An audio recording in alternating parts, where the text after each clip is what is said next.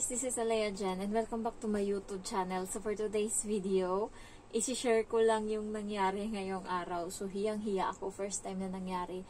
Kasi merong parang mushroom ba, inoki yung tawag. So meron nun 2 peraso. Nung nakaraan niya yan binili.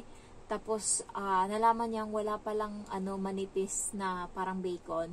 Slice na, nakalimutan ko na kung anong tawag doon, slice na pork. So, binabalot kasi namin yung mushroom na puti, yung inoki doon sa pork para iprito. So, nung time na yon is wala.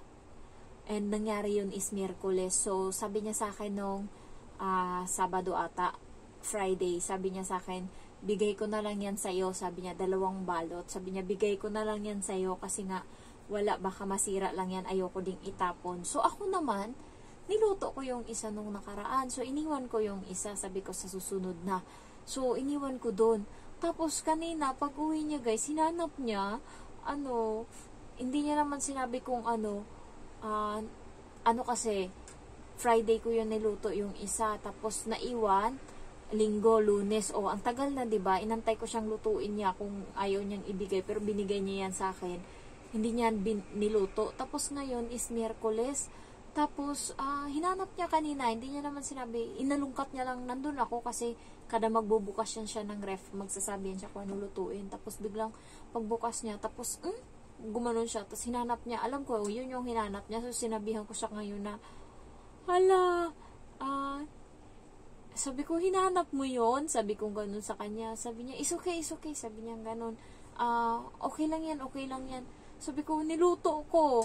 Kasi nga, binigay niya. So, ngayon parang, nakonsensya ako. Kung hindi niya naman yung binigay, hindi ko naman maluluto. Yung pakiramdam na parang may ninakaw ka. Parang ganun yung nangyari sa akin kanina. Tapos sabi niya, gusto kong palitan, pero baka mainsulto sila. Kasi lalabas din naman sana ako ngayon. Kasi nagsundo ako sa bata. So, pwede ko mapalitan. So, sabi niya, wag na. Sabi niya ganun. Niluto ko kasi kagabi kasi wala akong ulam. May mga pagkain naman pero tinatamad ako magluto ng karne. So, yun yung niluto ko. Pinirito ko siya tapos nilagyan ko ng itlog. Tapos biglang hinanap niya ngayon.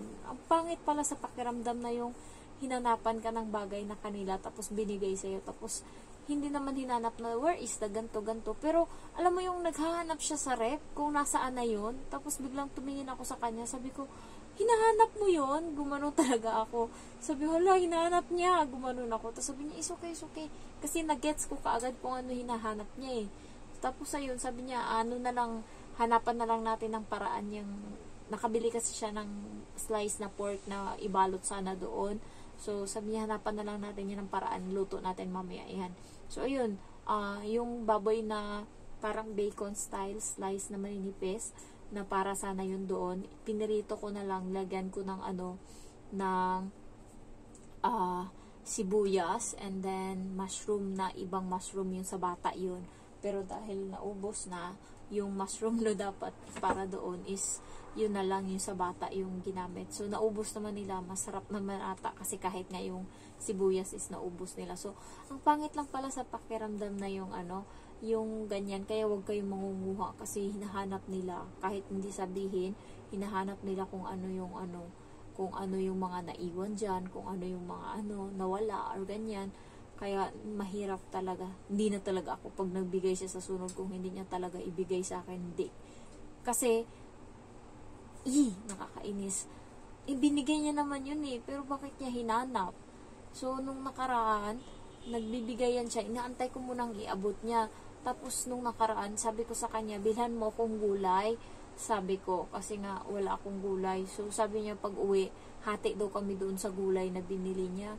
Ayoko naman kumuha doon. Sakto lang, tama lang talaga na hindi ko kinuha. Kasi nga, pinaluto niya sa akin uli. So, huwag kayong mangunguha or hanggat hindi binibigay sa inyo na inaabot, huwag niyong kunin. Kasi nga, inahanap pala nila, nakakainis.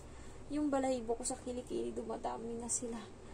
Ayan, so, isang lesson learned sa akin na wag na magkuha-kuha ng kung ano-ano hanggat hindi inaabot sa kamay ko. So, ayun na lang yung gagawin ko sa sunod. Ayoko na sinasabihan niya kasi ako, kunin mo ganyan, ganyan. Tapos biglang maghahanap pala. So, nahiya ako kanina. Tapos parang binawi niya, it's okay, it's okay. Sabi niya ganun.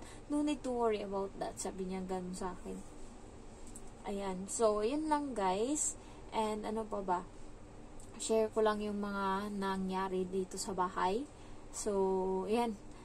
Nag-gym yung amo ko. Anong oras sila umuwi kagabi? Alas 12 na. Ako lang mag-isa na iwan. Kasama yung bata. Pinatulog ko. Ay, grabe yung antok.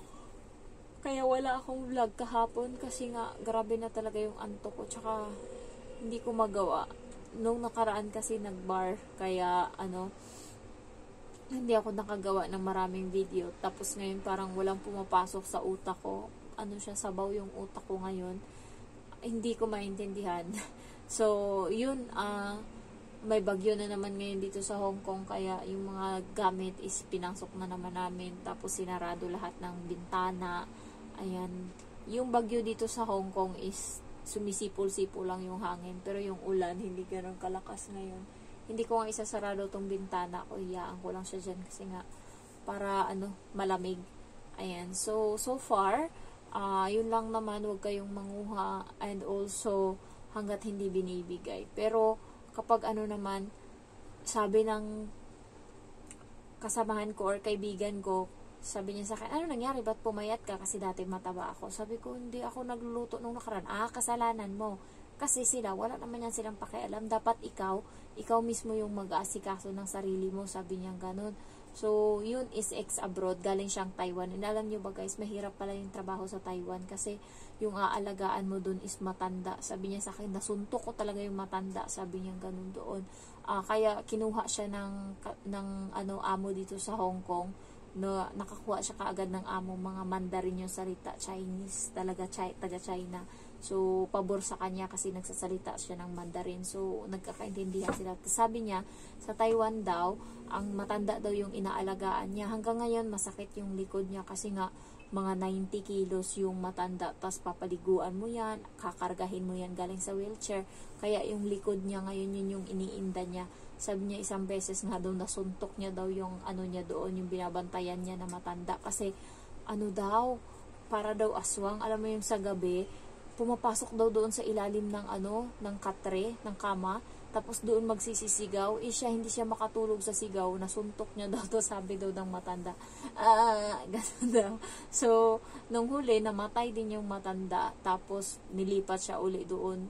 Puro pala matatanda yung mga katulong, mga amo dyan sa Taiwan. Kaya wag kayo dyan mag-apply, okay pa Singapore kasi yung mga dyan is pareho lang dito sa Hong Kong, mga amo, tagdadalawa, isa lang yung anak.